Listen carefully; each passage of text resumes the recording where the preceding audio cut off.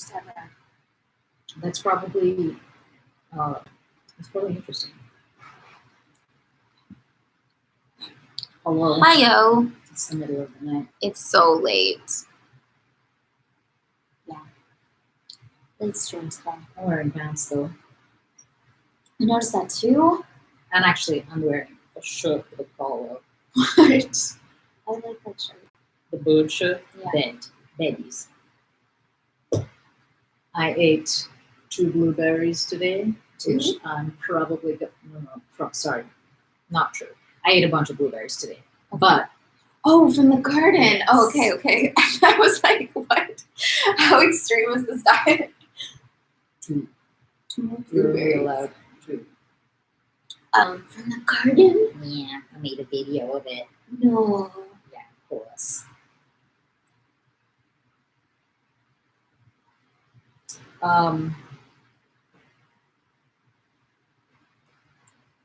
Yeah. How was your diet today? I think it was okay. I drank a kombucha, and that's nowhere on there. It's a ton of sugar and a bunch of carbs. Not a bunch of carbs, but like There's some carbs amount of carbs. Yeah, from the sugar, I guess. I guess.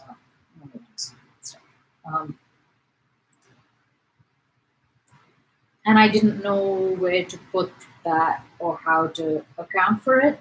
But because I did not only the workout, the fugly workout, but also a dance class, also a cardio class, I was like, I probably worked off the kombucha if it gets a shit. Probably. Yeah. Probably more. I wonder if you should actually be adding more if you're doing extra exercise. I figure like, as long as I'm okay, it's fine. As long as you feel alright. Yeah. Like if at any point I feel like this is genuinely not enough, then I think I should follow that instinct. Yeah. But right now, the only time I felt hungry and is like really late night, which is when I eat most of my food.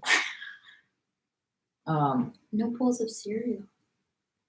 No puffins.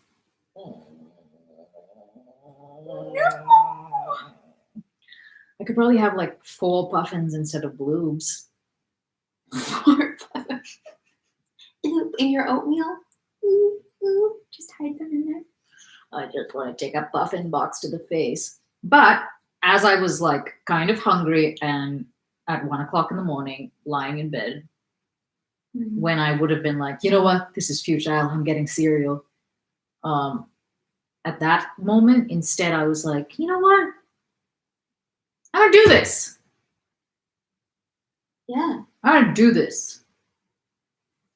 Cool. So I would like to not complain much about it, which let's see how that goes. I loved how you added that much in there. you couldn't just leave it at I'm not gonna complain. No. Much. There's gonna be a little bit. Well, if it's necessary. Like you have to find that balance of expressing it so that it doesn't get the better of you. Yeah. That's what I mean. Like if I'm just going to be like seething quietly and then be like, fuck it, then what's the point? I should just have complained. Right. Yeah. And gotten it out of my system. Yeah. I think people who don't complain are really interesting. Is that even a thing? I think it is. You don't really complain.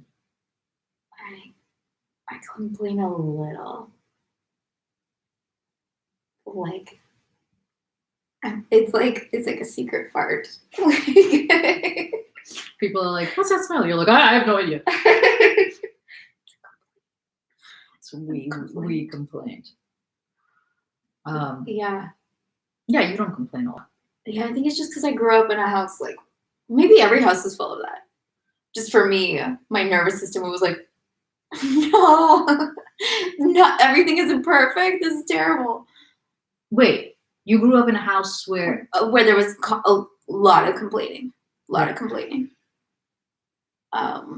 it always felt like, and I just like took responsibility for it, for everybody because else. you're a kid, and in the same way that I don't know why people don't talk about this like more often. It seems like children of divorce often get like there's this conversation, yeah, that it's like it's not your fault. Yeah. I always forget that that kind of applies to you. Not really. Kind of. Not really. But that goes for everything. Kids are like super myopic Mhm. and they think everything is about them. So yeah, if my mom was like complaining or upset, I thought, Yeah. what have I done now? It's sad, but that's really true. Poor little squirts. And then getting into trying to fix that becomes a lifelong preoccupation. Yeah.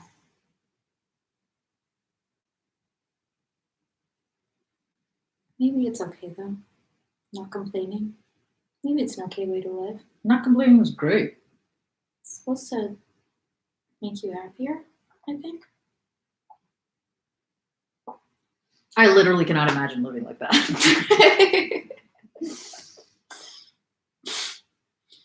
Like, what would I even talk about? Although I don't know, maybe I just have an aversion to it the same way I have an aversion to people who are in like absurd shape. Hmm. I'm like, come on, just enough already with you. Yeah, like the people who would never touch a piece of cake. Yeah. Ugh.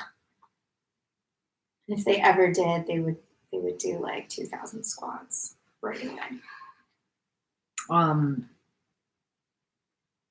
Yeah, I think not complaining is quite a evolved way to be. I suppose like, it could be dysfunctional, but in general, like I'm like, doing a good job there.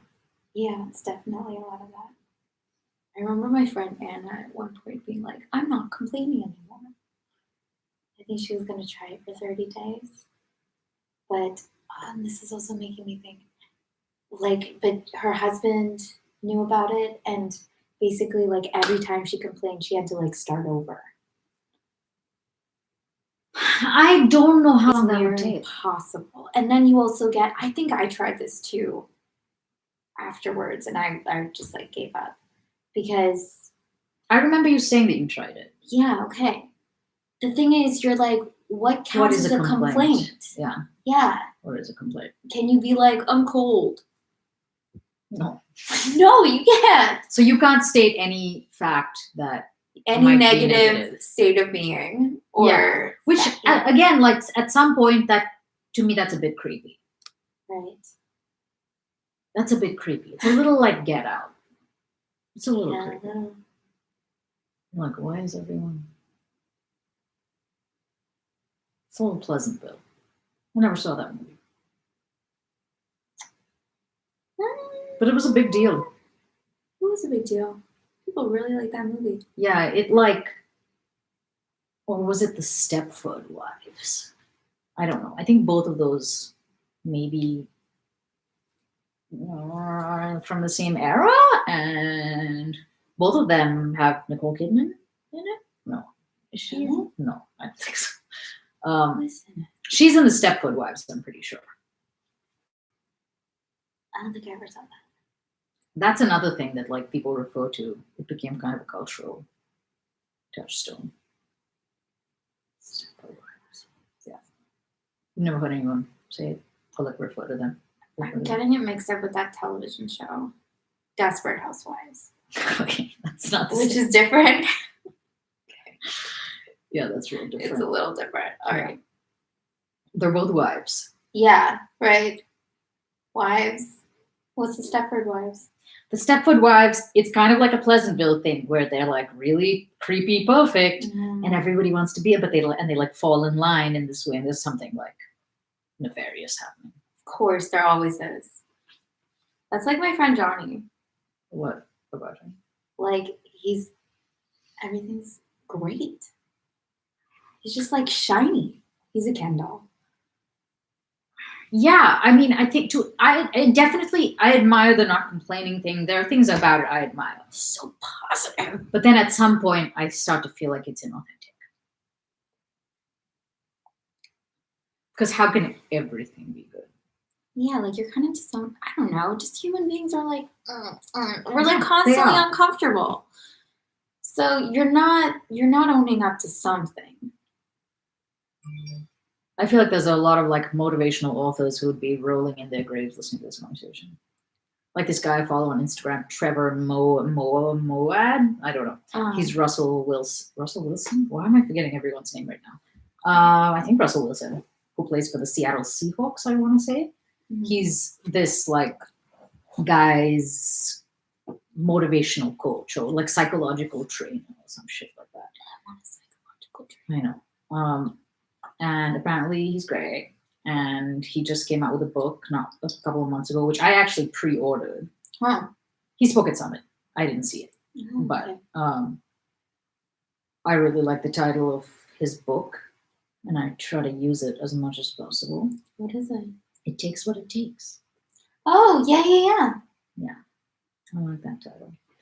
So I want to become a non-complaining overachiever, but I think when you take it, there's I don't know, there's a line somewhere. Also, I was just thinking, if you're a psychological coach, there's kind of a standard that you have to live up to. And if that's not like the game you're playing, it's fine. Like you're allowed a complaint. Right. If your job is to like motivate, I don't know, millions, I don't know. Because it's like even if he's only like personally working with a few people that spills out, Yeah. then yeah, you kind of have to walk the walk. And I guess the idea is more like, what do you train yourself to do rather than like, do you ever not do that? It's more like make it your go-to, your more preferred neural pathway. Yeah. Rather than, which I think is a very worthy cause, and I should try it one day. I'm sure I'd get a lot out of it. And be really bored. Yeah. That's actually part, like a lot of my interpersonal social things that I feel like are frowned upon by people and sometimes by me. If I got rid of them, like it'd be really boring and not funny. Like not making fun of people, like not calling people dongles, like I would miss that so much.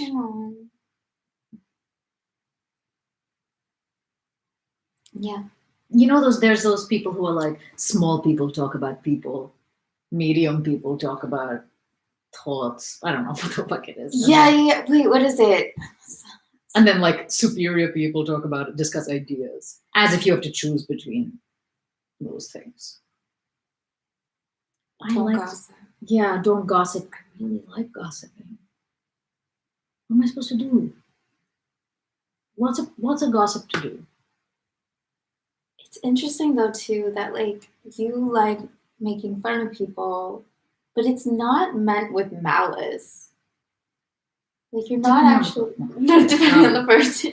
Yeah, I'm sure this. Like, I genuinely was not responding well to Dave Asprey. You were gossiping about Dave, but it's also kind of fun, and I guess that's the devil talking. Maybe that's the devil. I mean, it bonds people. Like the stuff we hate bonds people so much more than the stuff we like. That's just the truth.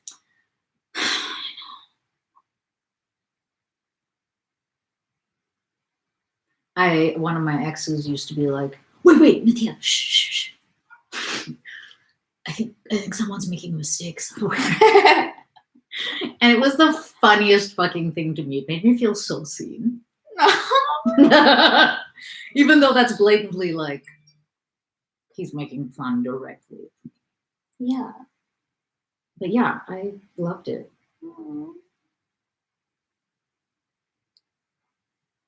Like, what? It would be so boring without stuff like that. If you were just like really honest all the time. I used to think, like couples were like, we never fight. I used to be like, gross. I don't want a relationship like that.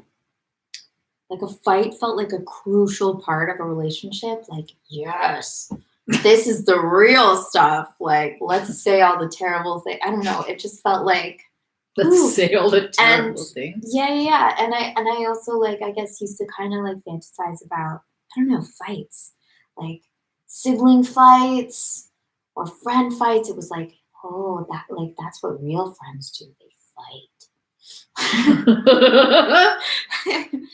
and it's only now that I'm like, oh right. It's actually such a relief when you're able to catch yourself and like And not. not fight. Yeah. Yeah. But I do think that if you are in a couple, like I think some amount of conflict is a sign of health.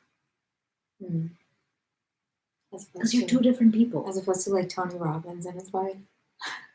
I don't know who his wife is, so I don't know. We watched the documentary together. She was like working behind the scenes. She's the blonde lady with the funny name. It's a two-namer.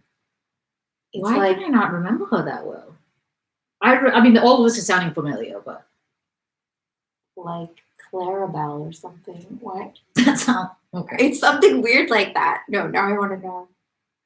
They're like, yeah, we never.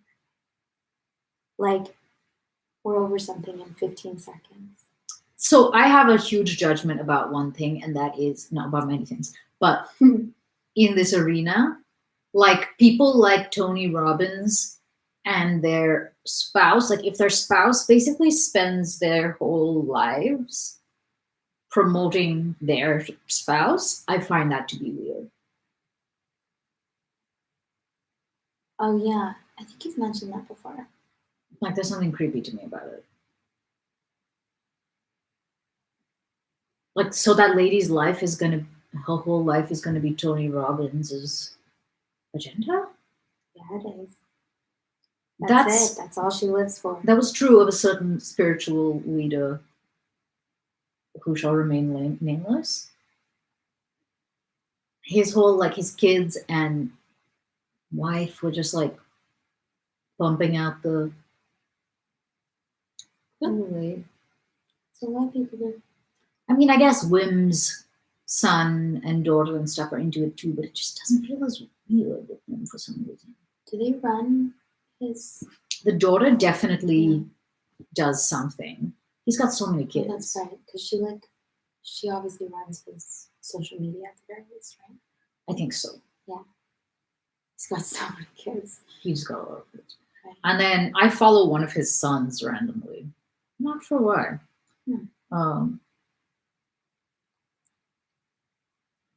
I don't know. I don't really know what the healthy amount of support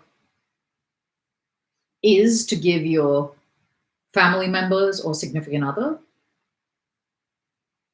I realize it's probably not an answer to this, but I mean, my mom kind of did that to a certain extent.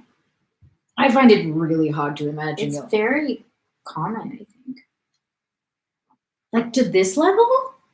I mean, like Dr. Phil's wife, who just like sits in the audience every day. Oh, was that a thing? And I want to say at the end of the show, I have this image of her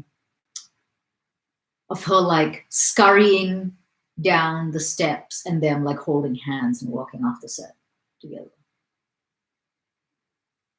And I think she scurries because she's much shorter, but they walk at his pace. Of course they do. Yeah. I don't know. There's something weird to me. Like I don't know who I would have to be. I don't know who it would have to be for me to be like, I'm just gonna do your thing. Whatever you. Yeah, I would have to like have, if I was doing the same thing, I would have to have my own corner of it. But would you be okay if it was just like fully in their name and everything? Like Tony Robbins? I don't think anyone calls him Anthony Robbins, by the way. Anthony? I'm not sure why we do. Aaron, I think, said that to me once. No one calls him I kind of think you have to know what you're getting into.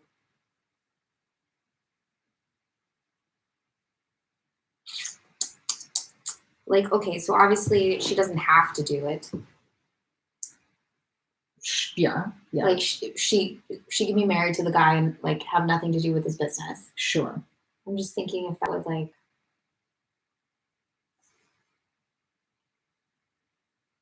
I don't know. What if she really likes it and believes in it? I mean, I'm assuming she does. Right. But I guess that's what I'm saying. Like at some point, like I start to get weird feelings about it. I start to feel a judgment about it. Because like, how into it could you possibly? I don't know. That you don't have your own. She could be just as into it as he is. And not everyone needs to have their own thing. Really? I mean, maybe she like paints or something, and I don't know. I mean, like just because she didn't create the phenomenon doesn't mean that like she doesn't like. Not everyone is running their own company, you know. Yes, agree. So I don't think that she has to have her own equivalent mega empire. Right. I just mean like her own something. Apart from him. Yeah, just like something. And she's an acupuncturist. Really?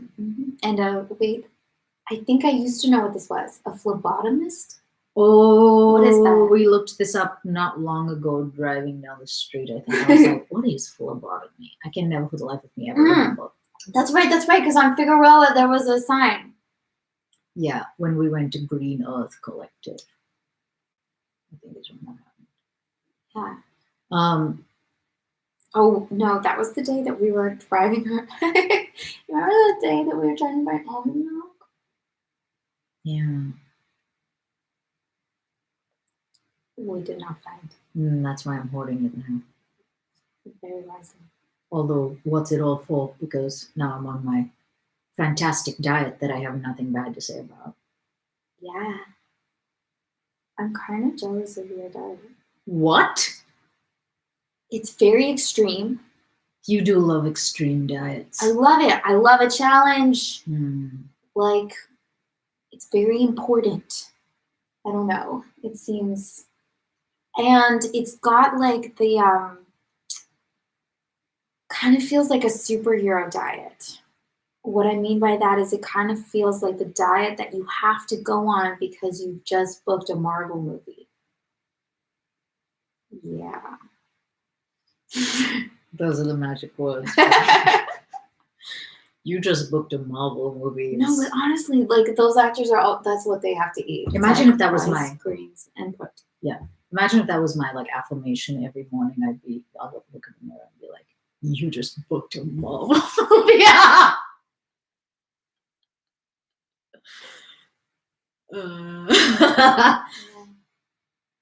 No, I agree. There's something about it that's like, oh, it's like, yeah, I kind of so hardcore. Yeah, it's like so necessary. Yeah. Like I don't know how to feel about Christian Bale's like giant weight fluctuations, but part of me is like, wow, imagine just being like, yeah, this character is like 20 pounds, and then being like, I'm like wasting away. Yeah. I don't know that I have commitment like that. Really? I love like the excuse of making weird choices because you're like, yeah, I have to. Wait, so are you telling me that if you had a Bridget Jones type situation that you'd feel really comfortable and happy deliberately putting on a bunch of weight? I would cry, but I probably would. It would depend on the movie. But if it was like it's the only way I would do it, probably. You know what I mean? Okay, but how likely is it? I think if it was a really big thing, yeah, I would do it. But it's the only way. Like, I couldn't do it for myself, but I could do it for a cause, you know? Right. This. Yeah, I love all of that. Even when it's like not a diet thing. Actually, what I was thinking yesterday with the shaving in the head, I was like, you just need to look apart when they need you to do that. Then you have the free pass. You're like, I had to. Yeah, nothing for yourself. No, but it means like if your manager's like, what the hell are you doing or something. Yes, because in part the reason to not shave your head would be like work. So the ideal thing would be like, what if your work sanctioned the thing? Yeah. Then you'd be able to do it.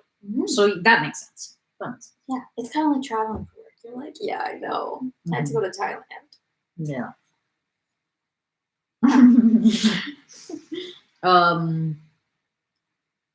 I mean, you can be on a superhero diet if you want. But then I'd have to work out too. Would I? I don't know. Like sometimes the reason that I think I'm at where I'm at is because it's 80% food and 20% exercise. Whereas I focus like 100% of my energy on exercise. Yeah. And it's not like I eat whole shit all the time, but I am like very loosey goosey. I am pretty loosey goosey.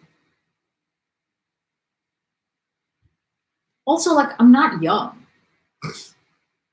It matters. Does it? Yeah. Bodies change. I was like, oh, can I not just like do this? In high school, I used to fucking drink a fucking frappuccino every goddamn day, practically. Insane.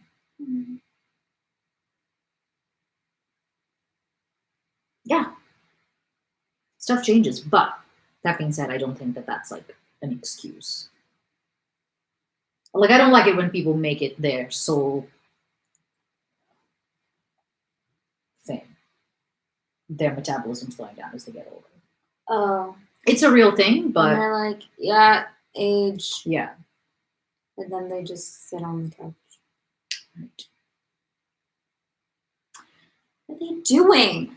It's the opposite. Yeah. They should be getting healthier and exercising more. Like, exercise should go up as a sliding scale. Like, people in their 90s should be exercising the most. Kind of. They do start to eat less. They do.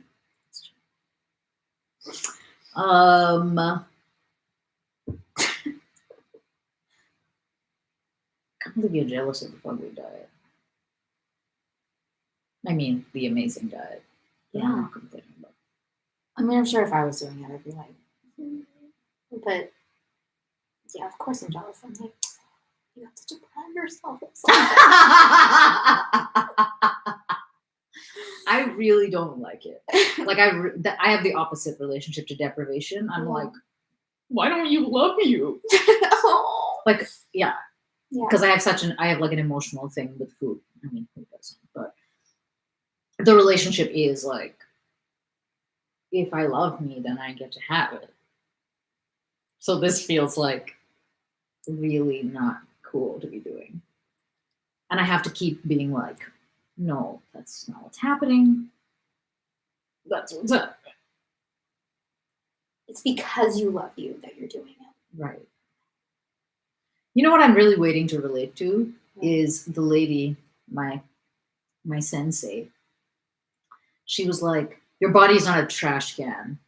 So like, don't treat it like that. And you know how like there just is one fine day when you wake up and you're like, oh, that's what, like now I get it. The experience that I had, we talked about it not long ago, about like, why wouldn't you do what's good for you? Yeah. In the same way, I'm waiting to give a shit that my body's not a trash can. I feel like one day I'll be like, oh yeah, my body's not a trash can. I mean, you're definitely at least halfway there. But I don't like feel it in my heart. I don't feel it in my gut. I definitely am like, oh, I get them Oreos. I'm not like, I'm doing a disservice to myself by putting Oreos into my temple. Okay. That'd be cool if I thought of this as my temple. How do you think that switches on? I don't know. I'm just waiting. I think you start to feel so good on this new way. You have to like know the other thing first. Yeah. You start to feel so good that you don't that actually if want ever to you jeopardize slide it. back, you're like, ugh, what is this? I'm scared of that though. Part of the reason, one of my 700 reasons that I haven't actually attempted to do this before is because I'm scared that I'll have to like maintain it. Yeah, I think something crosses over in the same way that exercise. Yeah. I think it's the exact same as exercise. size. I think it crosses over, and it stops being like a hassle Yeah. and starts being like a privilege. Right. Yeah. I wish I had that relationship to my body more, that like I am gonna do so good for you. You know what I mean? Like Yeah. I wish I had that more often. But sometimes you can't wait to have the thoughts and the feelings. Mhm. Sometimes you have to do the thing first. So I guess I'm hoping that if I just like try to make myself do the actions that one does if one really has that high level of worship for your vessel, Yeah. or respect. Um, worship is an intense word, but like Right. reverence or something. Yeah. Yeah, Like the way that you would feed your kid exactly. to feed yourself. Like Exactly. You're not going to give your kid Oreos, are you? I mean, I saw a lot of that. people I mean, do, but people do, but like you don't want to. If you do, you're giving in. But secretly, you're like, oh, I just want every good thing yeah, inside of you and for that's you and around actually you. that's like a perfect analogy. Yeah. The way that you, exactly. Yeah. In a way that's like, why would I give you any fuel that's like going to fuck up your? It's like not great Yeah. for you. Right. Um, Oh. I don't think I ever saw like that level of like self-commitment before when it came to food. what do you mean? I don't know. I never thought of it like that before. Of like, yeah, you could treat yourself so well. Um, in a good way, not in like an indulgent way, in a like seriously nurturing way. And what would that do for you and probably for everyone else around you? Yeah. The other thing, and this can really easily become a point of pressure. So I don't like it's. I think it's only helpful to a certain extent. But bodies are so unbelievable that it's a little bit like being privileged and just like sitting around with it. Like if you're privileged, do something. Like respect your privilege enough to like make it something. Mm. You know, if you can get an amazing education, like don't sit around and not. If that's a thing, if that's like a point, if you have points of privilege, like you're lucky. Mm.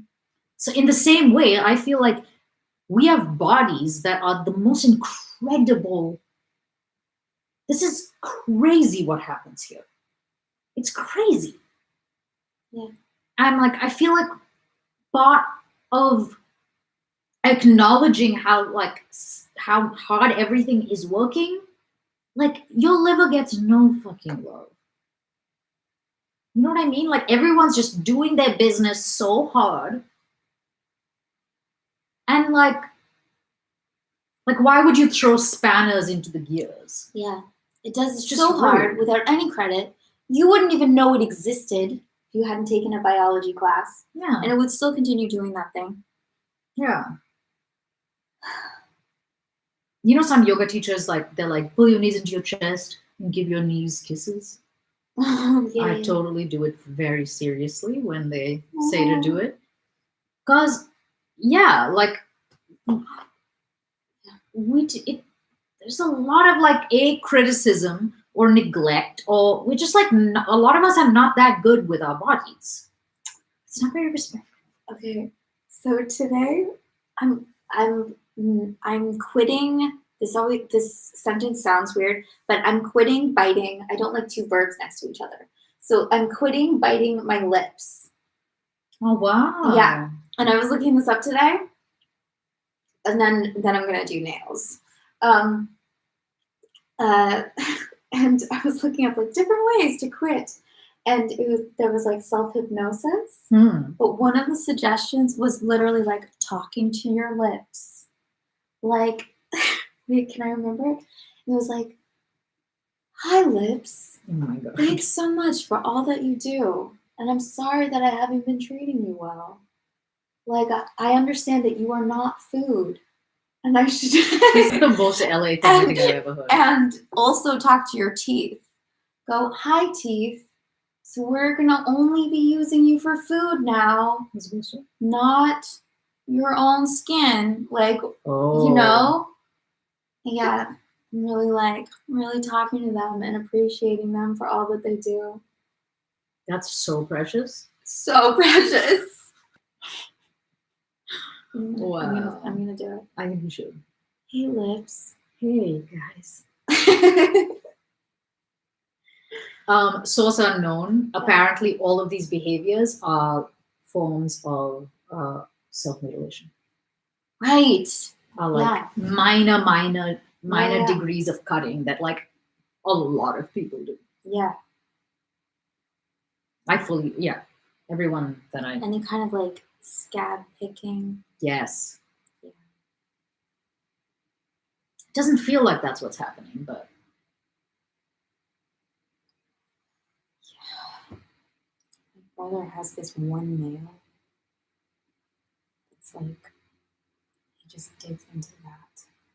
Into it. Like, you know, the bed there. Yeah. So the nail is super long, and he just digs into the nail bed. I'm sure. Ow.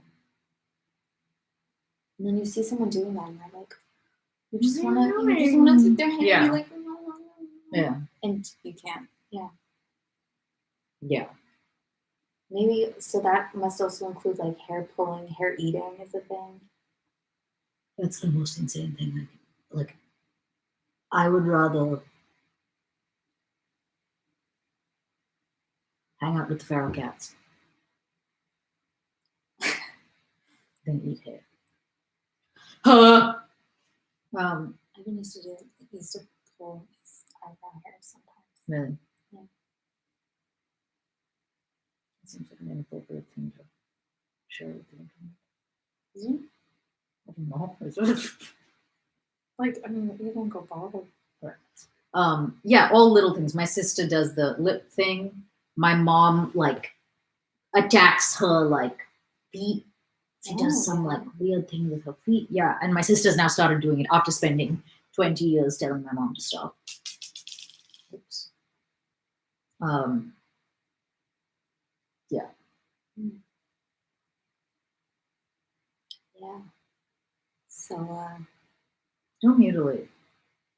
Gotta stop doing that. Cool. Do you think it works from the outside, like the outside in?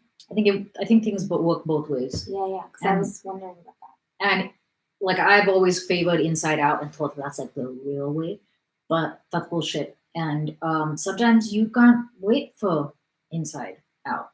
Yeah, I think I've been waiting my entire life to stop being anxious and to stop biting my nails and all of that, and it's not happening. So,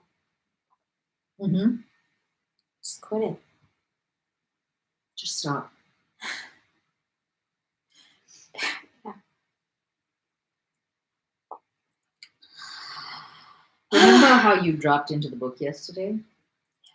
It was so funny. I was telling my dad today. Oh, really? Yeah. It's like Janessa's finally arrived.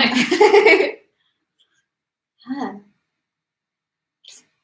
I was there. How do you feel about it? How do I feel about it? Yeah, do you feel different? Do you still feel different? I'm kind of like excited to get back into it. I mean, it's a very funny thing about like how does a person experience? Okay. You know what I mean? Like, do you ever think about this? Like, whether life is really rich for some people. Isn't it? Yeah, but in what way? And what does that feel like? Like for a person, I feel like it is for you. For me? Yeah. But you might not interpret it as richness. Yeah. But there's like a lot of stuff. Right. Okay. So that's probably that's probably something I should give yourself credit. I guess I was thinking like, yeah, for some people, do they like see a tree and they're like they're almost on drugs or something? Like they really see things and they taste things and they're like, they're just like filling up on life. That's what I felt like I was getting from the book yesterday. That's awesome. It's like nourishment. That's awesome. I felt like that about the jasmine today. I went outside and I was like, dudes. I was like, oh, that's it's probably thousands. I don't know. I'm not good with numbers, but there's probably thousands of jasmine flowers, and it stinks. It's so fantastic. Oh, it's so fantastic. I have more access to some of those things than others. Like I had a teacher at Stella Adler who would ask us to every day. We had to name one new thing we saw. Mhm. So it just made you kind of like consistently, sort of subconsciously scanning everything. Yeah. And it helps if you like notice things in general and you are detail oriented, but I like noticing things. I like that too.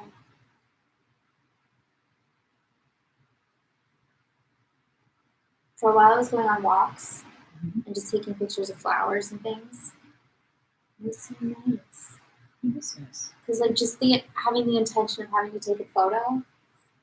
I'm sure this is why actually people become photographers. Because suddenly you're like, yeah, suddenly you start seeing. Remember how you dissed them like 2 Yeah, I days know. ago? No, I know. I think they're stupid. But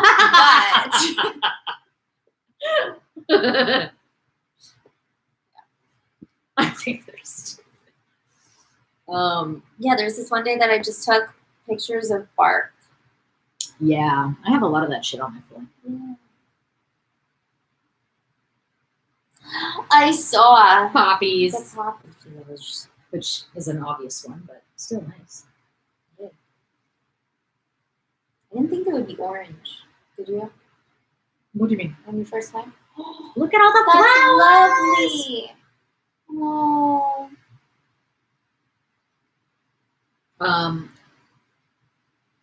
You didn't think it would be orange. I didn't think poppies would be orange. I already knew they were orange the first time I went, so I can't remember what. Did I think they'd be red? Yeah, of course I did. They might be red in The Wizard of Oz, and in do they do this in the States? Do they do a poppy on Remembrance Day? I don't think so. That's a Canadian thing. Yeah. You have like a red poppy pin. So there's a poem about Flanders Fields. Yeah, there's nothing like that. It's so funny that it's different. Yeah. So no. So you don't know the poem? In Flanders Fields, the poppies grow between the crosses, row on row, that mark our death? Maybe or gate. And in the sky, the lark still bravely singing fly. Hey, I still know most of it. No. Yeah. Who do you remember on Remembrance Day? Soldiers? Yeah. Who do you remember? It sounded very personal. I think it came out with I remember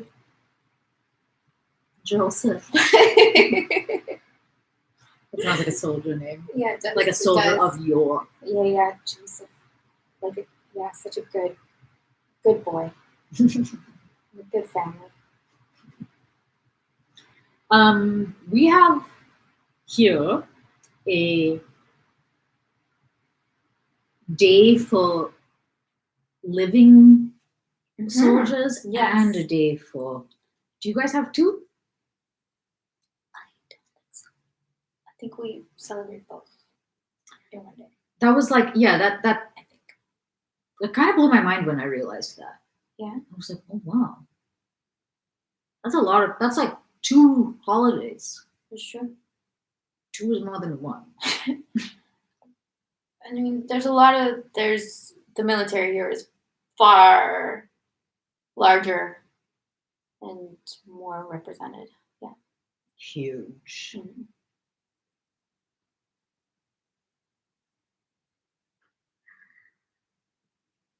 The military. Strange thing. Yeah. Strange thing. Do you know Costa Rica doesn't have a military? Really? Yeah. What do they do if someone attacks them? No one attacks them, I guess. Who's going to attack Costa Rica? No, it's the best. Actually, that's why people should attack it. Right. They Let's should be go. like, these beaches are, I want them. I mean, I'm sure there's some border drama. No place has no drama. No place in the world. Oh, Maybe it's not border drama. I don't know why I said it that way. I don't know. There's probably some kind of drama. But yeah, they don't have a military. Seems kind of nice not to have one. Yeah, right? Mm. It seems like a prisoner's dilemma. Mm-hmm. Yeah, because once everyone stops having a military, everyone can stop having a military. Yeah. It's just like, hey Somebody guys, has to do be it cool. first. Yeah. Everyone be cool.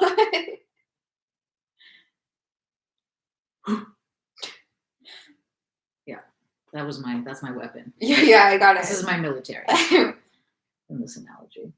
Oh my god, it's 9:30. Yeah. We normally stop half an hour ago. Yeah, okay. Oh, it's past our Oh bedtime. my gosh. We are well into winding down time. Our 4-hour wind down. I know. It takes so much to wind down. It takes it out of you, you know. Yeah. By the end, when you're done winding down, it's like, oh, there's nothing left to do but go to sleep.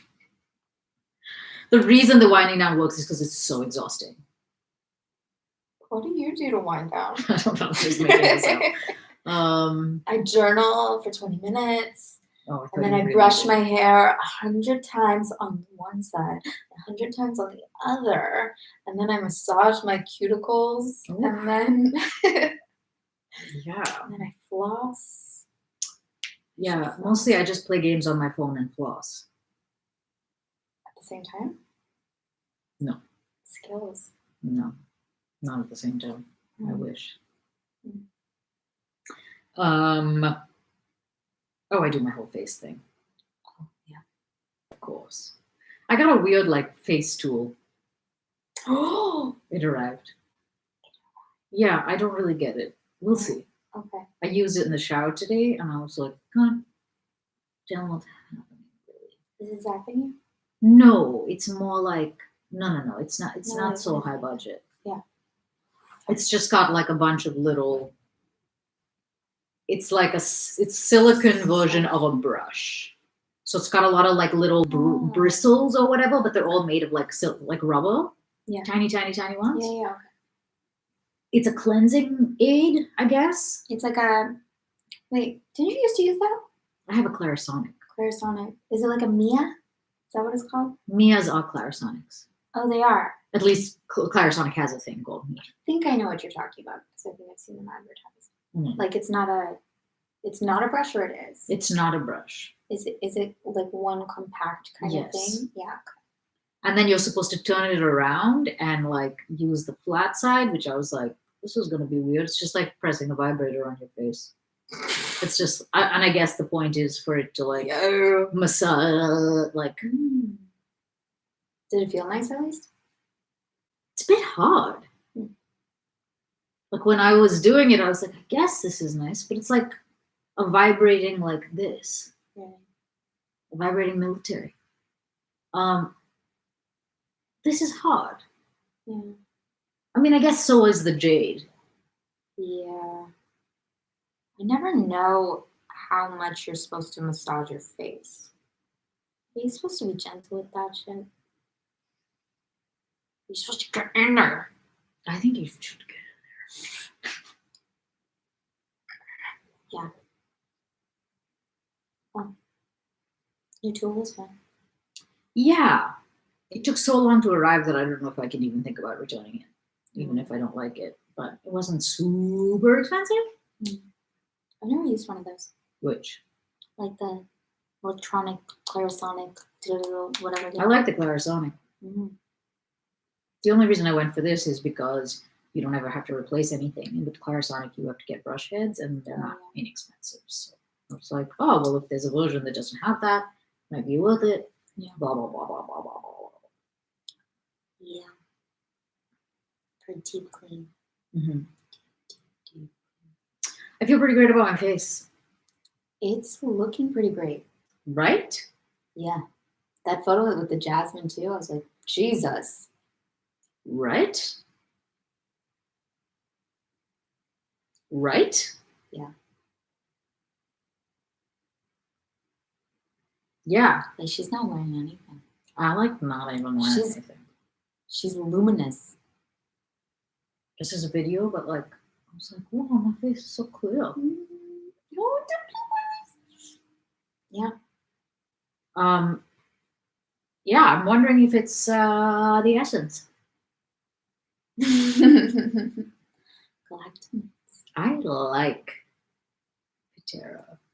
Galactomycinites. What is it called? Galactamates. Are you sure? This You isn't think it's like more? this isn't like that word that you shorten. What's that word?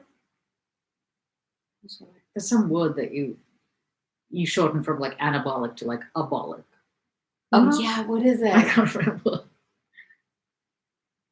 Adaptogens. Yeah. And I go aptogens. Yeah. I don't know why. I mean, it makes sense that it's adaptogens. Because your body adapts. Who even knows what adaptogens are? I mean, I don't. What happened to my adaptogen?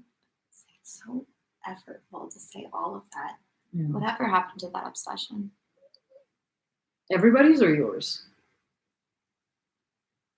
Do you think everyone's thing went away too? It's hard to say because I haven't left the house in 2 months. That's true. So I don't It's really very know what true. people are into. It's very true. Isn't it so funny to be getting like emails from Anthropology being like, summer's here, so I know, I'm like so hurt. yeah. It's like, why are you guys acting like Poor, nothing's happening? poor them. You gotta sell. Yeah, I guess. Gotta like, I don't know. It's funny. Everyone is trying to like gear it towards this I know. and being like, look cozy at home. Yeah, it's really funny. It's really funny. Yeah. People are like, this is so loungy. This is the loungiest of loungewear. Oh gosh. There was some like work from home standards, and I was like, you guys try so hard. Whatever. They're like damned if they do, damned if they don't, clearly, because I just talked shit about Anthropology not doing it and then talked shit about other people addressing it. Right. Okay. That's so true. Everyone's fucked. It's just everyone's fucked. Yeah. Who's going swimming? Aaron is. You have to have a friend with a pool, I guess. I have a friend with a pool. But like in our building. Oh. That's true. It might be slightly more sketchy, but supposedly I was told that the chlorine and the like general things that the people do to the pools should take care of the coronavirus that you're going to be spitting into the pool. Yeah, that's what I do in a pool. I don't know. Yeah. I mean, there's like all types of bodily fluids Definitely. in the pool. Like eye, nose, mouth. I suppose you could not put your head under, Right. but you still need to wear a mask because what if you touch your face? Right. So we're on chapter 14. Yeah, we are. Janessa, I think, maybe likes the book. I like the book. You do? Yeah. It took like a very Les Miserables turn yesterday. We'll see what happens. Yeah. Well, Pierre was saved. Pierre's okay. Oh, right. Should we do a recap? You know what I thought today? What? I was like, was Janessa pretending when she said, we're just assuming Pierre's not going to die, right? I was like, what if that's the character? Because remember you told me you knew what happened with the character? I was like, that'd be fucking sneaky if Pierre was the one that was in whatever the thing that he was that read, but you were like, I'm pretending to be on the same page. Oh, because I knew he was gonna 'Cause die. what if you knew like what was going to That happen? would have been sneaky, So sneaky. Most likely it's not really that happened, but right? would it? No, I just had to stop because I felt like we were Glossing over the fact that he was about to die. galloping along, and I was like, "Oh, is he gonna die in the next few paragraphs?" Yeah. The next few paragraphs. He almost did. I mean, that is what it was like. They shot the first 2 pairs of people. He was Mhm. 6. He was number 6. Yeah. He was third up. But now he's with his BFF, Oh, right. the round man. Yeah, the round man. He's so So round. the recap, Yeah. is that Yeah. So Pierre is a prisoner, and he's in some type of shed with a bunch of people. yeah, and they took them out, and they told them they were going to execute them. Yeah, I think, or he just kind of got that from He didn't somewhere. really know. Suddenly, they're at the Pits, yep, the corpse pits. and they shot the first 2. I thought they only shot the first 4. They were doing it in sets of 2, Right. and they did 2 like things before they got to Pierre, and then they just took the number 5. Lucky duck. Yeah, Yeah.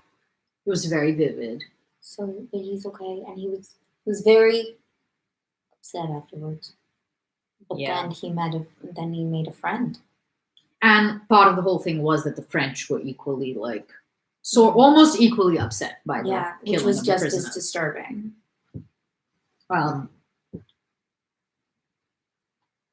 And I think we just were hit with him the whole time because we're about to go back with Mary. I feel like, oh, was Mary last night? Nicholas and Mary. Was there anything about that last night? No, I don't think we were there. I think we were just Pierre. Okay. Yeah, and what's his friend's name? So now Pierre is at this. I don't know where he is. He's in prison. The prison camp thing? Yeah, it's a camp. Yeah. I mean, I know it's like a shed. Yeah. I can't tell what it is beyond that. Right. And oh wait, we can't say his name. It's Platon. Oh right, he's got a confusing name. Katarayev. It's like Katarae. Karatiev. Do you think it's Tiev or Tayev? Tayev. I'm just trying to figure out something that feels nice in my mouth. Yeah. That's how I basically figured it. I mean, it's not that I have an educated guess about the pronunciation. I'm just like, this feels the least gross. Karatayev does not feel good. Yeah. Karatev. I don't know. That feels the nicest to me. He might not even be here. So, He might be dead. but he's a great fellow. He's really want to make him. fabulous. We talked a lot about what kind of person he was. He's a good sort. He's did I say sort? I bet he doesn't complain. Nope. But he's not even trying not to. Yeah. That's just his nature. He's Jesus in disguise. Aslan. Aslan was round. Right here. Yeah.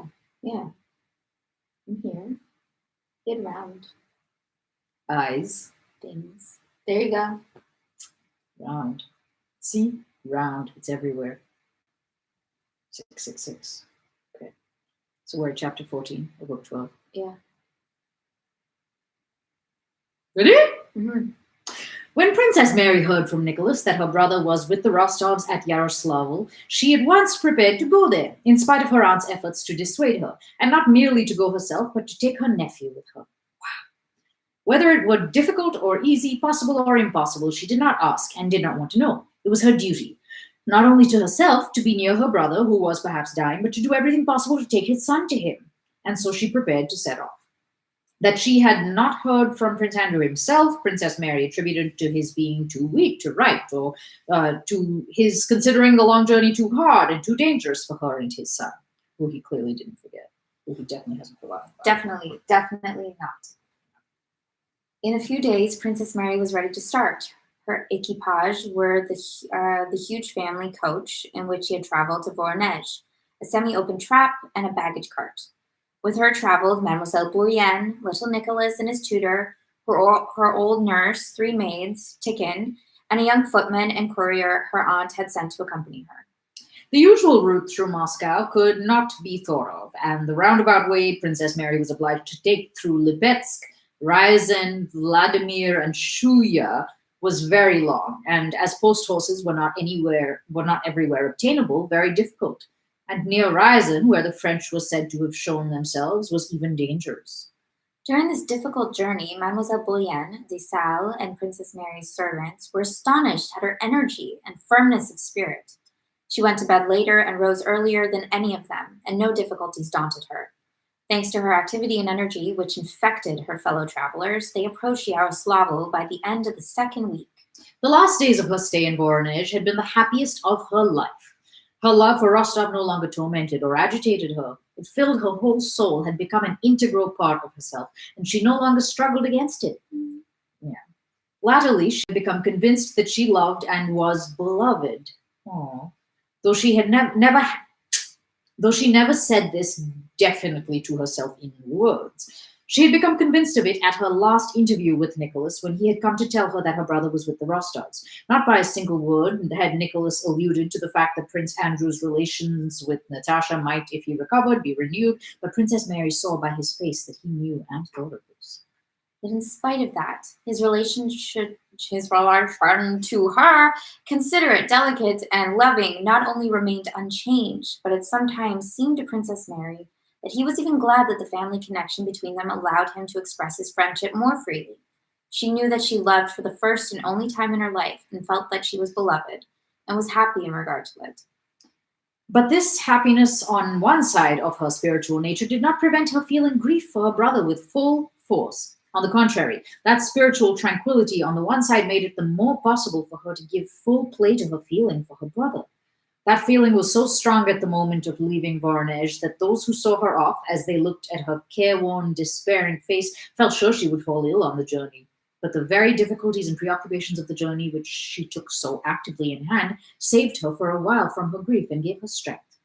As always happens when traveling, Princess Mary thought only of the journey itself, forgetting its object. Does that always happen while traveling? No. But as she approached Yaroslavl, the thought of what might await her there, not after many days, but that very evening, again presented itself to her, and her agitation increased to its utmost limit. The courier, who had been sent on in advance to find out where the Rostovs were staying in Yaroslavl and in what condition Prince Andrew was, when he met the big coach just entering the town gates, was appalled by the terrible pallor of the princess's face that looked out at him from the window.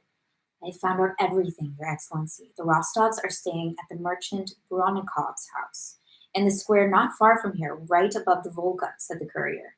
Princess Mary looked at him with frightened inquiry, not understanding why he did not reply to what she chiefly wanted to know. How was her brother? Mademoiselle Bourienne put that question for her. How's the prince? She asked. His Excellency is staying in the same house with them. Then he is alive, thought Princess Mary, and asked in a low voice, How is he? The servants say he's still the same. What still the same might mean, Princess Mary did not ask. That's so annoying. Get to the point, dude. Why would you not ask? But with an unnoticed glance at little 7-year-old Nicholas, who was sitting in front of her, that's right, looking with pleasure at the town, she bowed her head and did not raise it again till the heavy coach, rumbling, shaking, and swaying, came to a stop.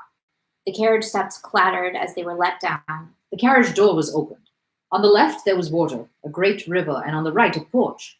There were people at the entrance, servants, and a rosy girl with a large plait of black hair, smiling, as it seemed, to Princess Mary in an unpleasantly affected way. This was Sonia. Princess Mary ran up the steps. This way, said the girl with the same artificial smile. Artificial? Unpleasantly affected. So she's a pleasant girl. Yeah. I got confused in the double. No, it's just a single. No, it's a double negative, sort of. This way, said the girl with the same artificial smile, and the princess found herself in the hall facing an elderly woman of oriental type who came rapidly to meet her with a look of emotion. This was the countess. She embraced Princess Mary and kissed her. Finding an elderly woman of Oriental type. I think maybe they're referring to Eastern Europe as Yeah, it's very confusing. because one of them was Armenian, remember? Yeah, right. The pretty woman Yeah. that he saved. I don't Um, hmm. Mon enfant, she muttered, je vous aime et vous connais depuis longtemps. What? My child, I love you and I've known you for a long time. No, you haven't. What? Apparently she What's has. she fucking basing Maybe this from a on? distance? I don't know. Oh, of course she. I mean, she hasn't known you, but she wants this woman to be her daughter-in-law. Right. She needs to chill though. Be cool. Yeah. Despite her excitement, Princess Mary realized that this was the Countess and that it was necessary to say something to her. Hardly knowing how she did it, she contrived to utter a few polite phrases in French in the same tone as those that had been addressed to her and asked, "How is he?" The doctor says that he is not in danger, said the Countess, but as she spoke, she raised her eyes with a sigh, and her gesture conveyed a contradiction of her words. "Where is he? Can I see him? Can I?" asked the princess. One moment, Princess, one moment, my dear. Is this his son? Said the Countess, turning to little Nicholas, who was coming in with Dessau. There will be room for everybody. This is a big house. Oh, what a lovely boy. The Countess took Princess Mary into the drawing room where Sonia was talking to Mademoiselle Bourienne. The Countess caressed the boy, and the old Count came in and welcomed the princess. He had changed very much since Princess Mary had last seen him. I don't remember when did they see each other? Oh, I remember when he took Natasha to go meet. Oh, that's the only time. Okay. I think so.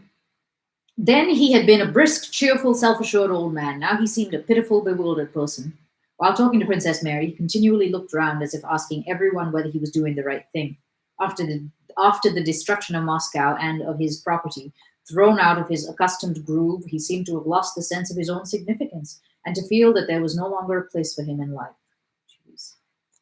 In spite of her one desire to see her brother as soon as possible, and her vexation that at the moment when all she wanted was to see him, they should be trying to entertain her and pretending to admire her nephew, the princess noticed all that was going on around her and felt the necessity of submitting, for a time, to this new order of things which she had entered. She knew it to be necessary, and though it was hard for her, she was not vexed with these people. "This is my niece," said the Count, introducing Sonia. "You don't know her, Princess?" Princess Mary turned to Sonia and, trying to stifle the hostile feeling that arose in her toward the girl, she kissed her. What's her fucking problem? I don't know, she just doesn't like. She feels it. Oh, yeah, she knows. She knows. She felt oppressed by the fact that the mood of everyone around her was so far from what was in her own heart. "Where is he?" she asked again, addressing them all. He is downstairs. Natasha is with him, answered Sonia, flushing.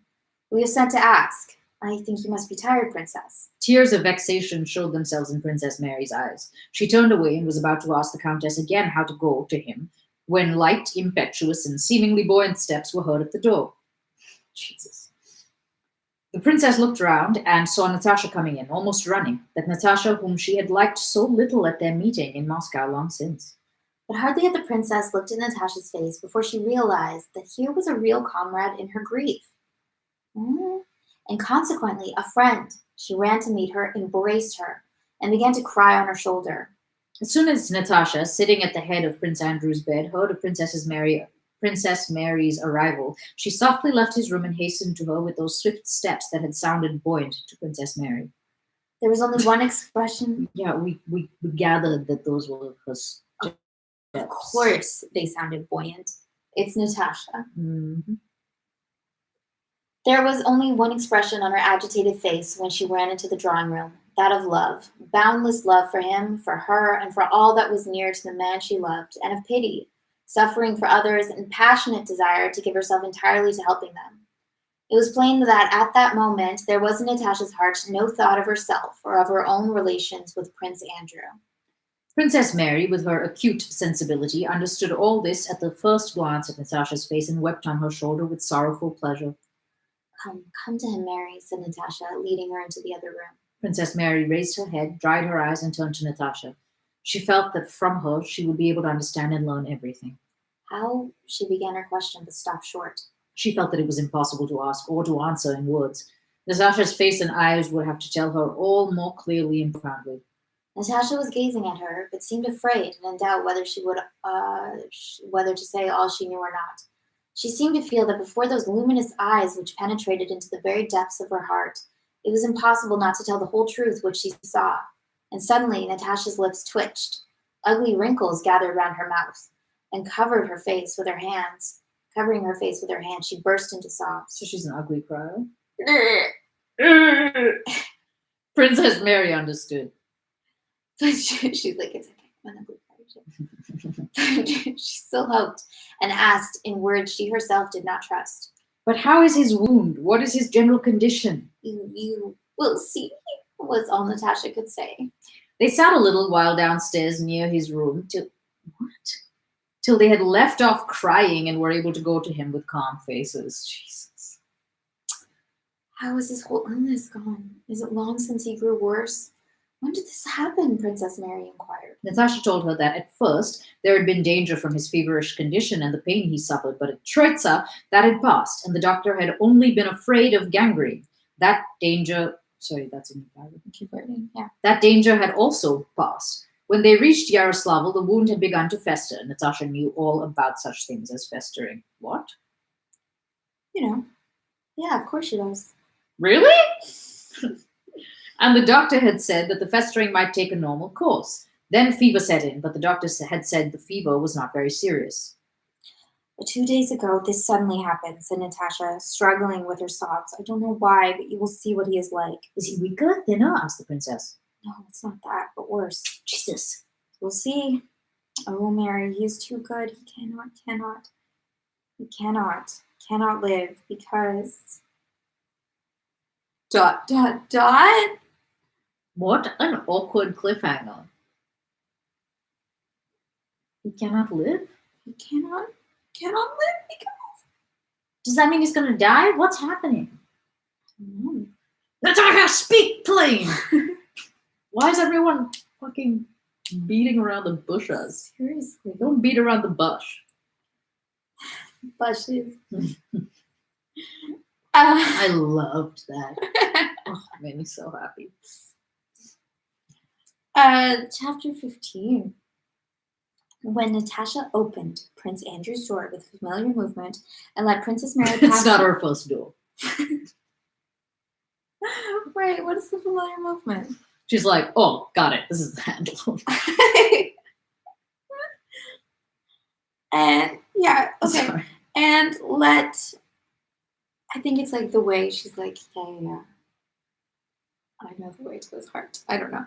And let Princess Mary pass into the room before her. The princess felt the sobs in her throat. Hard as she had tried to prepare herself and now tried to remain tranquil, she knew that she would be unable to look at him without tears. The princess understood what Natasha had meant by the words, 2 days ago, this suddenly happened. She understood those words to mean that he had suddenly softened and that this softening and gentleness were signs of approaching death. I guess why should we think that he's going to die? This is only the 6th time we've been told he's going to die. You know what they say? What do they say? This. There's no time for this. Oh, okay. It's going to be really long. Okay. As she stepped to the door, she already saw in imagination Andrew's face as she remembered it in childhood, a gentle, mild, sympathetic face, which he had rarely shown, and which therefore affected her very strongly. She was sure he would speak soft, tender words to her, such as her father had uttered before his death, and that she would not be able to bear it, and would burst into sobs in his presence. Yet sooner or later it had to be, and she went in. The sobs rose higher and higher in her throat, and she more and more clearly distinguished his form, and her short-sighted eyes tried to make out his features, and then she saw his face and met his gaze.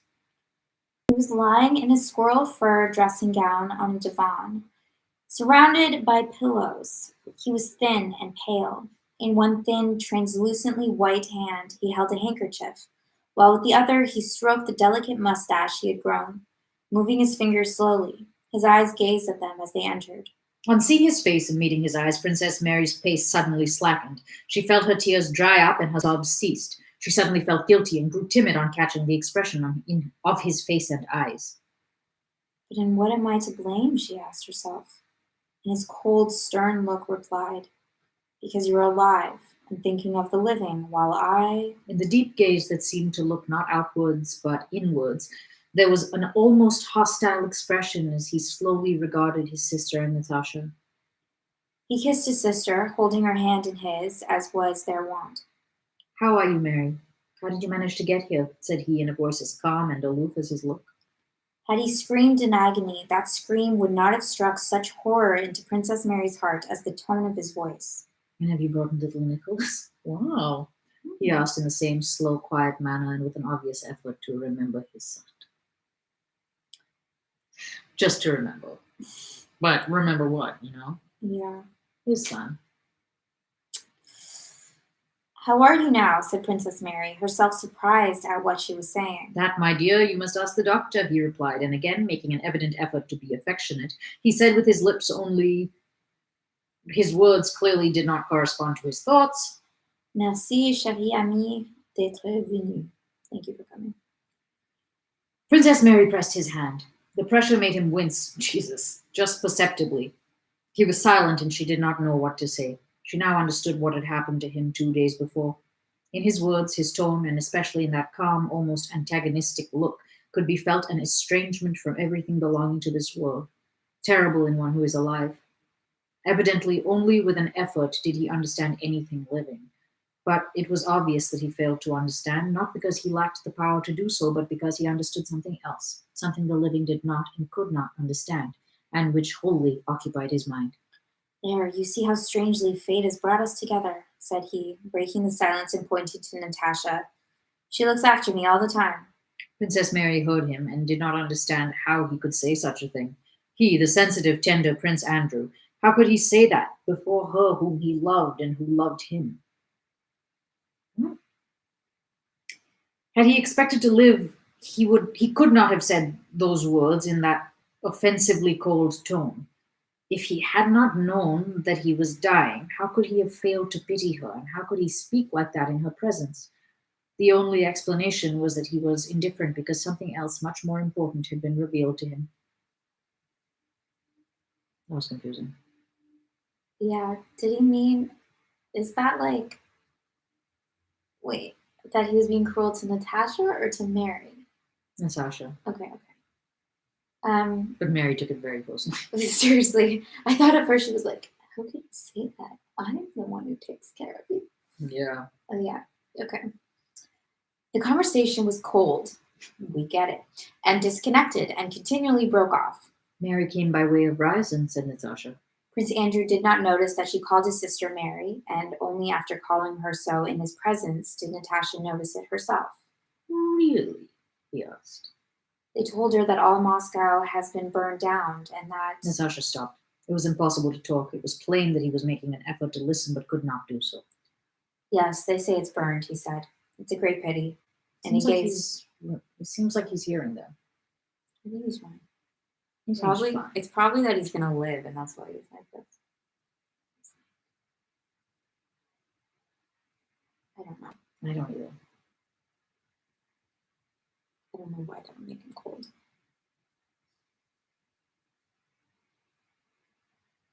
But oh look, it went away. That joyful feeling.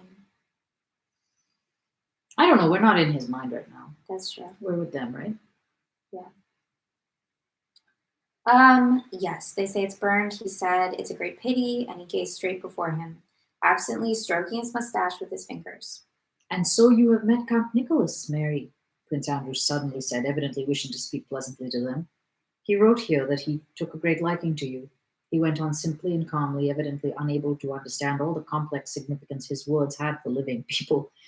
If you liked him too, it would be a good thing for you to get married, he added rather more quickly, as if pleased at having found words he had long been seeking. Princess Mary heard his words, but they had no meaning for her, except as a proof of how far away he now was from everything living. Why talk of me, he said quietly and glanced at Natasha. Natasha, who felt her glance, did not look at her. All three were again silent. Andrew, would you like, Princess Mary suddenly said in a trembling voice, would you like to see little Nicholas? He's always talking about you. Yes, He probably is. he's like, where's my father? Prince Andrew smiled just perceptibly and for the first time, but Princess Mary, who knew his face so well, saw with horror that he did not smile with pleasure or affection for his son, but with quiet, gentle irony, because he thought she was trying what she believed to be the last means of arousing him. Yes, I shall be very glad to see him. Is he quite well?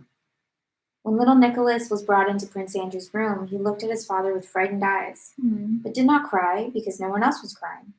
Prince Andrew kissed him and evidently did not know what to say to him. When Nicholas had been led away, Princess Mary again went up to her brother, kissed him, and unable to restrain her tears any longer, began to cry. He looked at her attentively. Is it about Nicholas? He asked. Princess Mary nodded her head, weeping. Mary, you know the gospel, but he broke off. What did you say? Nothing. You mustn't cry here, he said, looking at her with the same cold expression. What's going on? When Princess Mary began to cry, he understood that she was crying at the thought that little Nicholas will be left without a father. With a great effort, he tried to return to life and to see things from their point of view. Yes, to them it must seem sad, he thought, but how simple it is. Okay, so yeah, so now we're in his perspective, and he's very much still freezing and dying. The fowls of the air sow not, neither do they reap, yet your Father feedeth them, he said to himself. I wish to say to Princess Mary, but no, they will take it their own way. They won't understand. They can't understand that all those feelings they prize so, all our feelings, all those ideas that seem so important to us are unnecessary. We cannot understand one another. And he remained silent. Prince Andrew's little son was 7. What a depressing thing to conclude about death and life. We can't understand each other. It's like, that makes me think of our town. In Act 3, just in like chairs, because the whole you know the whole thing about it, that there's no set. I don't remember that much about it, even though they did it at school. Oh, so like in Act 3, you're with the dead, and they're just like in chairs, like that I do remember. Just like staring at the stars, and they're like removed from all those cares and worries and passions and whatever they are. Yeah, but like he's saying maybe bye to his sister, and I don't know. Whatever. I mean, he hasn't joined the dead yet. Oh, he's dead. I guess he is. I mean, it's pretty clear that he's en route. Right? It looks that way. Like, I don't think he's going to come back. Yeah.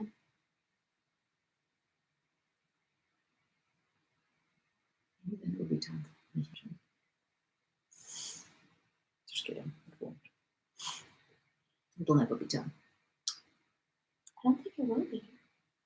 I don't either. I think this is a tragic story. I'm only just getting that. Yeah. You never can tell with this fucking guy.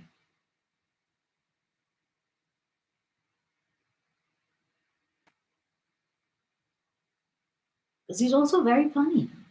That's true. No, of course there's going to be some tragic shit. Oh, yeah. I mean, and I've been waiting for it. I just haven't known whose tragedy. Now I'm thinking, I'm like, of course it's Andrew. What is it? I feel like she's messing with my mind. Prince Andrew's little son was 7. He could scarcely read. Whoa. And knew nothing. Are you like, what's your tutor teaching you, What boy? are you guys doing? Yeah. He knew nothing. We're hating on him so hard. After that day, he lived through many things, gaining knowledge, observation, and experience. But had he possessed all the faculties he afterwards acquired, he could not have had a better or more profound understanding of the meaning of the scene he had witnessed between his father, Mary, and Natasha than he had then. He understood it completely, and leaving the room without crying, went silently up to Natasha, who had come out with him, and looked shyly at her with his beautiful, thoughtful eyes, Then his uplifted rosy upper lip trembled, and leaning his head against her, began to cry. After that, he avoided Dessau and the countess who caressed him, and either sat alone or came timidly to Princess Mary or to Natasha, of whom he seemed even fonder than of his aunt, and clung to them quietly and shyly. When Princess Mary had left Prince Andrew, she fully understood what Natasha's face had told her. She did not speak any more to Natasha of hopes of saving his life. She took turns with her beside his sofa and did not cry any more, but prayed continually, turning in soul to that eternal and unfathomable, whose presence above the dying man was now so evident. Jesus.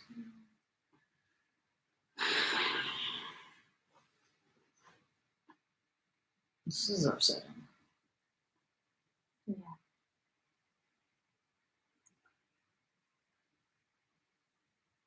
Chapter 16. Okay.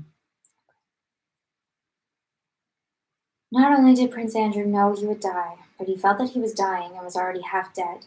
He was conscious of an aloofness from everything earthly, and a strange and joyous lightness of existence. Without haste or agitation, he awaited what was coming. Then that inexorable, eternal, distant, and unknown, the presence of which he had felt continually all his life, was now near to him, and by the strange likeness he experienced, almost comprehensible and palpable. Formerly, he had feared the end. He had twice experienced that terribly tormenting fear of death, the end, but now he no longer understood that fear. He had felt it for the first time when the shell spun like a top before him, and he looked at the fallow field, the bushes, the sky, and knew that he was face to face with death. When he came to himself after being wounded, and the flower of eternal, unfettered love had instantly enfolded itself into his soul, as if freed from the bondage of life that had restrained it, he no longer feared death and ceased to think about it. During the hours of solitude, suffering, and partial delirium he spent after he was wounded, the more deeply he penetrated into the new principle of eternal love revealed to him, the more he unconsciously detached himself from earthly life. To love everything and everybody and always to sacrifice oneself for love meant not to love anyone, not to live this earthly life. And the more imbued he became with that principle of love, the more he renounced life and the more completely he destroyed that dreadful barrier which, in absence of such love, stands between life and death. When during those first days he remembered that he would have to die, he said to himself, well, what of it? So much the better. But after the night in Mystici, when, half delirious, he had seen her, for whom he longed appear. He had seen her, for whom he longed, appear before him, and having pressed her hand to his lips, had shed gentle, happy tears, love for a particular woman again crept unobserved into his heart, and once more bound him to life. And joyful and agitating thoughts began to occupy his mind. Recalling the moment at the ambulance station when he had seen Kurgan, he could not now regain the feeling he then had, but was tormented by the question whether Kurgan was alive, and he dared not inquire. His illness pursued its normal physical course, but what Natasha referred to when she said this suddenly happened had occurred 2 days before Princess Mary arrived. It was the last spiritual struggle between life and death, in which death gained the victory. It was the unexpected realization of the fact that he still valued life as presented to him in the form of his love for Natasha and a last, though ultimately vanquished, attack of terror before the unknown. It was evening. As usual, after dinner, he was slightly feverish, and his thoughts were preternaturally clear. Sonia was sitting by the table. He began to doze. Suddenly, a feeling of happiness seized him, Ah, she has come, thought he. and so it was. In Sonia's place sat Natasha, who had just come in noiselessly. Since she had begun looking after him, he had always experienced the physical consciousness of this physical consciousness. Physical? Okay. Consciousness of her nearness. She was sitting in an armchair placed sideways, screening the light of the candle from him, and was knitting a stocking. She had learned to knit stockings since Prince Andrew had casually mentioned that no one nursed the sick so well as old nurses who knit stockings, and that there is something soothing in the knitting of stockings. The needles clicked lightly in her slender, rapidly moving hands, and he could clearly see the thoughtful profile of her drooping face. She moved, and the ball rolled off her knees. She started, glanced round at him, and screening the candle with her hand, stooped carefully with a supple and exact movement, picked up the ball, and regained her former position.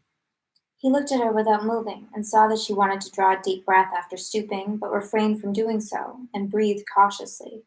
At the Troitsa monastery, they had spoken of the past, and he had told her that if he lived, he would always thank God for his wound which had brought them together again. But after that, they never spoke of the future. Can it or can it not be? He now thought as he looked at her and listened to the light click of the steel needles. Can fate have brought me to her so strangely only for me to die? Is it possible that the truth of life has been revealed to me only to show me that I have spent my life in falsity? I love her more than anything in the world. But what am I to do if I love her? He thought, and he involuntarily groaned from a habit acquired during his sufferings. On hearing that sound, Natasha put down the stocking, leaned nearer to him, and suddenly, noticing his shining eyes, stepped lightly up to him and bent over him. You are not asleep? No, I've been looking at you a long time. I felt you come in. No one else gives me that sense of soft tranquility that you do. That light. I want to weep for joy. Natasha drew closer to him. Her face shone with rapturous joy. Natasha, I love you too much. More than anything in the world. And I. She turned away for an instant. Why too much? She asked. Why too much? Well, what do you feel in your soul, your whole soul? Shall I live? What do you think? I'm sure of it, sure, Natasha almost shouted, taking hold of both his hands with a passionate movement. He remained silent a while. How good it would be, and taking her hand, he kissed it. Natasha felt happy and agitated, but at once remembered that this would not do and that he had to be quiet. You have not slept, she said, repressing her joy. Try to sleep, please. He pressed her hand and released it, and she went back to the candle and sat down again in her former position. Twice she turned and looked at him, and her eyes met his beaming at her. She set herself a task on her stocking and resolved not to turn round till it was finished. Soon he really shut his eyes and fell asleep. He did not sleep long and suddenly awoke with a start and in a cold perspiration. As he fell asleep, he had still been thinking of the subject that now always occupied his mind, about life and death, and chiefly about death. He felt himself nearer to it. Love. What is love? He thought. Love hinders death. Love is life. Everything that I understand only because I love. Everything exists only because I love. Everything is united by it alone. Love is God, and to die means that I, a particle of love, shall return to the general and eternal source. These thoughts seemed to him comforting, but they were only thoughts. Something was lacking in them. They were not clear. They were too one-sidedly personal and brain-spun. And there was the former agitation and obscurity. He fell asleep. He dreamed that he was lying in the room he really was in, but that he was quite well and unwounded. Many various and different and insignificant people appeared before him. He talked to them and discussed something trivial. They were preparing to go away somewhere. Prince Andrew dimly realized that all this was trivial, and that he had more important cares, but he continued to speak, surprising them by empty witticisms. Gradually unnoticed, all these persons began to disappear, and a single question, that of the closed door, superseded all else. He rose and went to the door to bolt and lock it.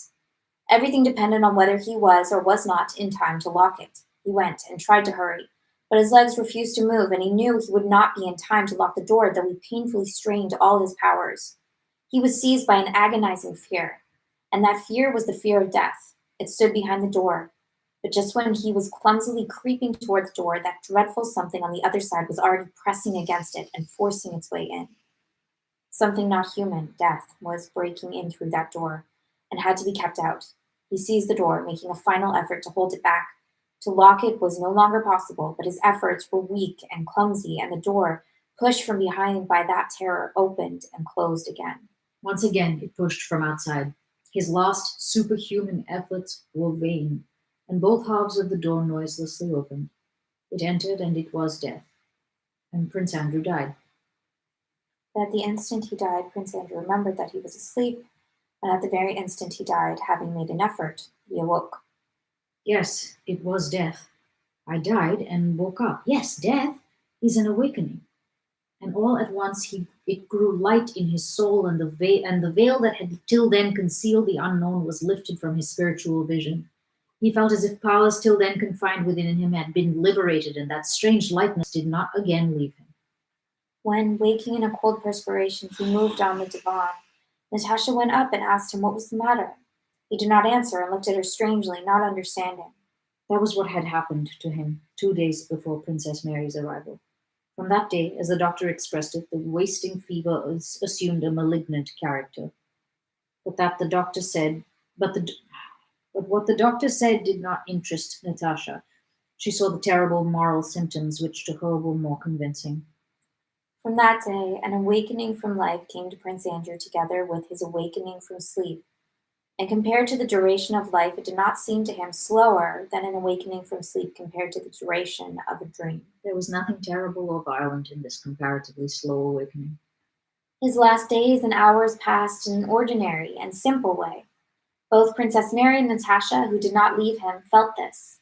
They did not weep or shudder, and during these last days, they themselves.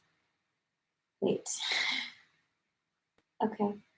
They did not weep or shudder, and during these last days, they themselves felt that they were not attending on him. He was no longer there, he had left them, but on what reminded them most closely of him, his body. Both felt this so strongly that the outward and terrible side of death did not affect them, and they did not feel it necessary to foment their grief. Neither in his presence nor out of it did they weep, nor did they ever talk to one another about him. They felt that they could not express in words what they understood. They both saw that he was sinking slowly and quietly, deeper and deeper away from them, and they both knew that this had to be so, and that it was right.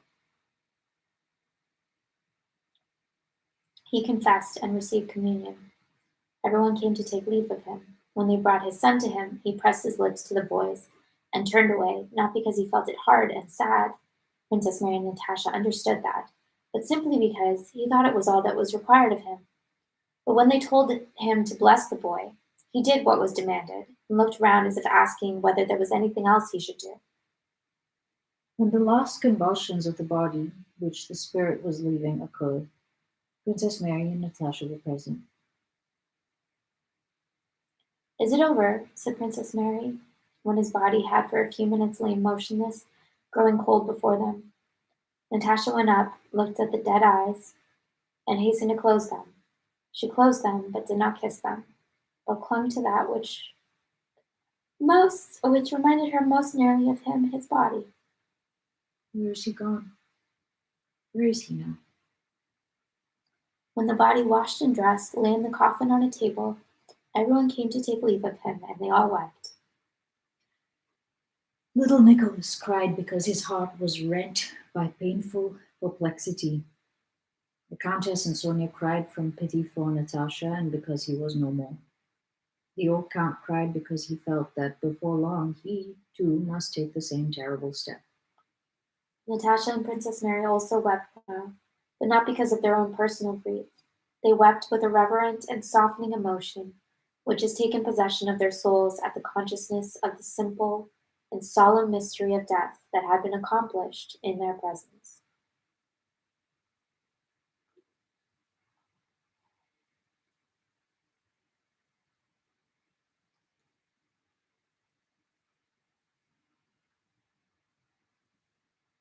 That's the end of book 12.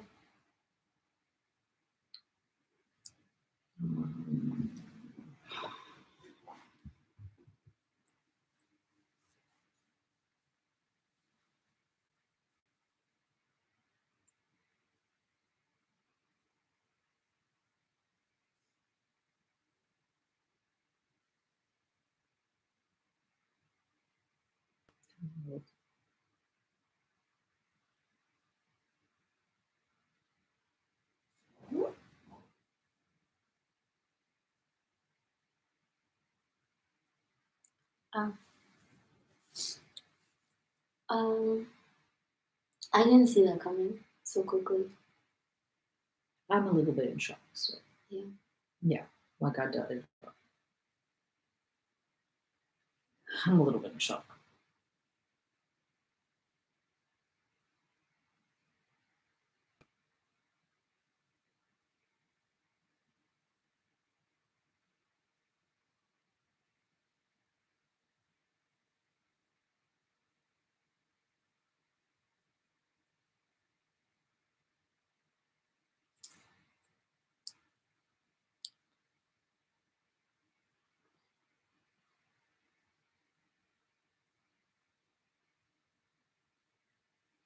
You know what though?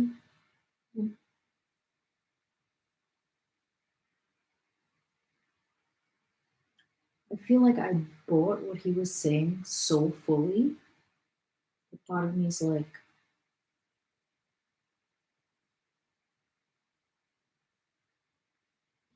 he didn't die. It's just like really adoring. I don't know. Like it's whatever he was trying to say, whatever he was trying to say about death and like that it's okay. Actually, I feel like I just bought that. Like, what's the difference? Yeah, like What's the everything's matter? fine. That, yeah, like his mental state, I find it so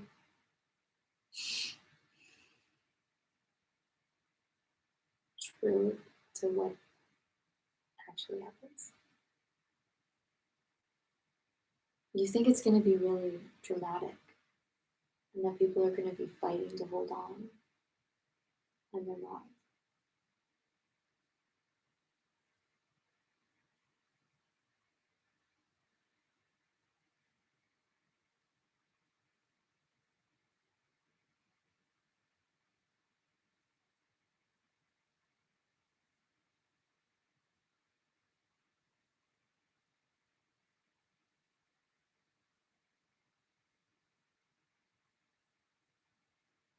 That like his description of being in that liminal space between life and death, I feel like is actually really. I mean, what the fuck do I know? It just feels felt true.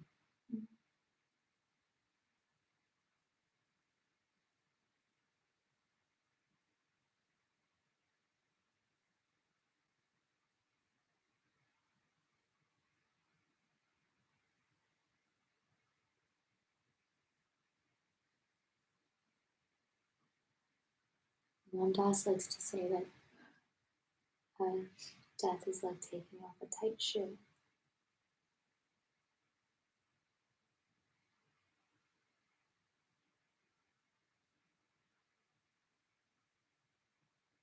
Yeah.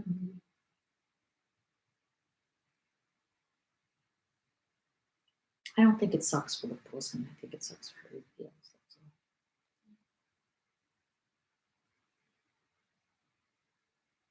Like I don't feel like I have any concerns, any like major concerns about where I'm not worried about like where people go. No, that's a common thing all over the world.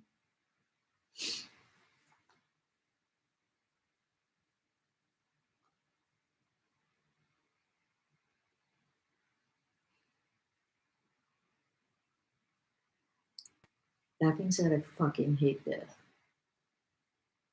So unfair and uncool.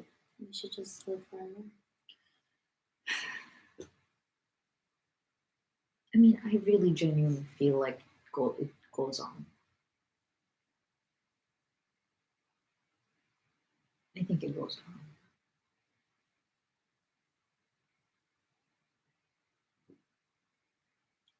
But we don't get to know. I mean, eventually. Yeah.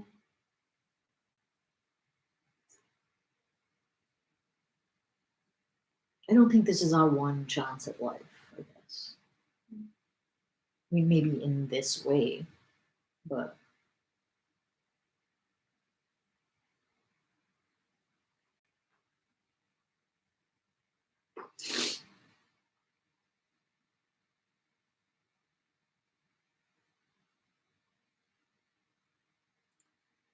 you know what's really weird is that a lot of like one of the things that people are constantly talking about people in the hospital right now is how quickly it happens. It's one of the most notable things that's going on is that like somebody comes in and then like cut to the next day or something like that people sometimes are just like it's like going off a cliff.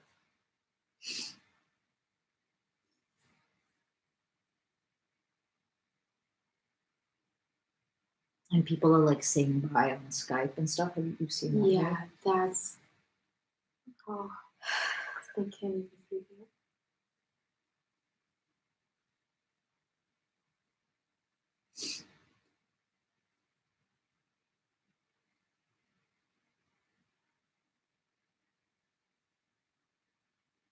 Imagine just being like, okay, I guess like you take somebody and like fucking drop them off somewhere or whatever. And then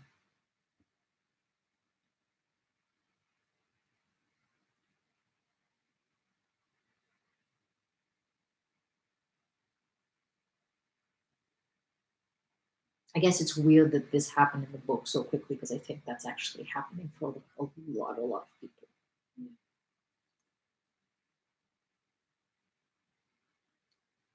Which is super sad.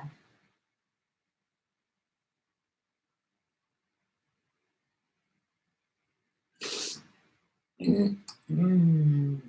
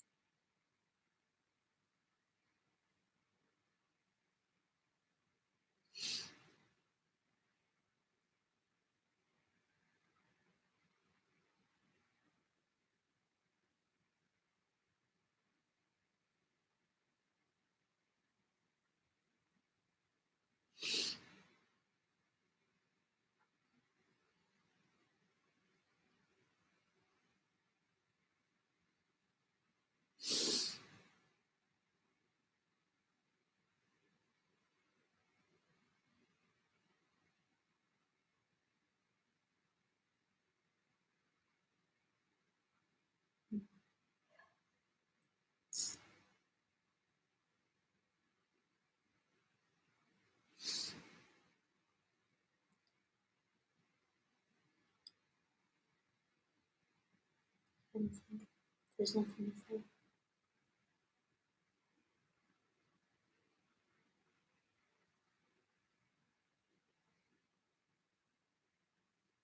Yeah, there's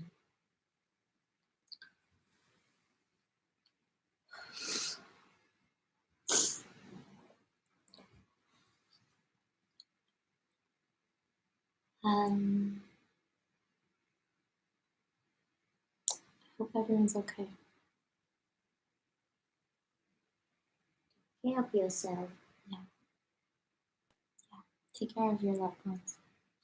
Everyone's saying that, but really, like, appreciate each other.